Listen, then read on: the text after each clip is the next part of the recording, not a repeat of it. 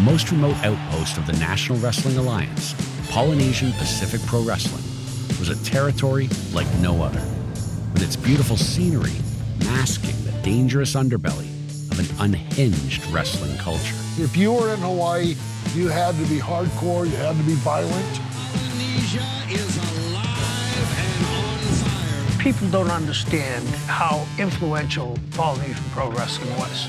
It was like a kingdom of its own. Polynesian people are few in this world. Our contribution to the professional wrestling business is definitely outsized when you compare it to our numbers. It set my career off. I got into business in 1979. I was a little Weasley manager. Thank God I went to Hawaii. I might not be sitting here today with you wonderful people. Halfway between the United States and Japan, Hawaii was a valuable strategic location. You try to jump me, Kevin Sullivan, your arm or your leg is going to be broken before you leave that building. That made it a breeding ground for intrigue and betrayal. People don't understand, and we do, how influential Polynesian Pro Wrestling was. In Hawaii of the old days, back in the 60s, when I was a kid, there were only a couple stations on television. You watch wrestling or you watch nothing. To me, it was a dream come true. My three biggest idols in the wrestling business are King Curtis, Mark Lewin, and the Sheik. And I had all three of them in Hawaii with me, having the best time of my life. Hawaii was a very instrumental place. It was separated from the United States. So when guys were going to Japan, they were stopping over and wrestling in Honolulu. The planes had to refuel. You had no choice but to stop in Honolulu. The Sheik came in, we got him red hot. You see the police outside? People are throwing things now. The Giant, Flair, Nikita, Dusty. The vastly popular Magnum TA!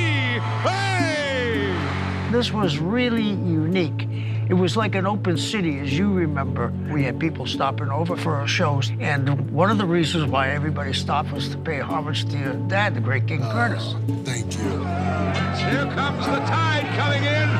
The big splash. My dad started when I was just a baby. If you were a wrestling fan and you saw him in his youth, you said, I don't want to get in the ring with that guy. My dad, he liked violence. He liked it hardcore. He liked it as bloody and as nasty and as horrible as it could possibly be. The territory was home to many unique characters like King Curtis, but none were more legendary than High Chief Peter Maivia.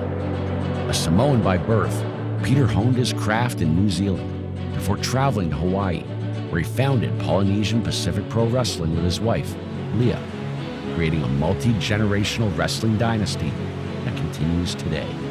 Honored and revered by their fans, the territory not only put Samoans on the wrestling map, it also showed the world that their culture was a force to be reckoned with. And for those who didn't want to accept it, they learned the hard way. It all comes from Peter. He was a paramount type chief. I mean, he was the top peer in the Samoan culture. A super nice guy, but he was tough as nails, too.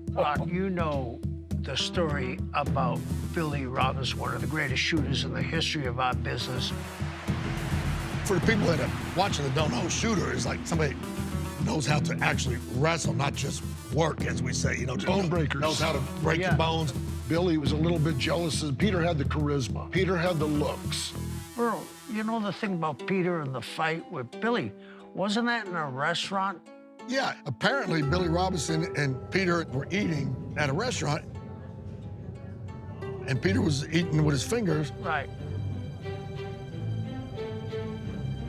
And Billy Robinson said, what are you, a heathen? Or are you a savage? Yeah. Use a fork.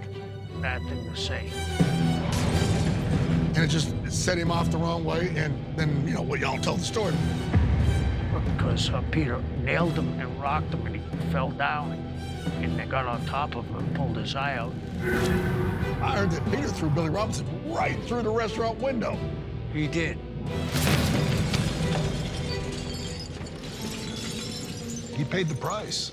And that's why Billy always had that crooked eye. Any sign of disrespect is is taken real personally. Yeah, I mean, no one definitely. wants to be disrespected, whatever culture you're Right. from.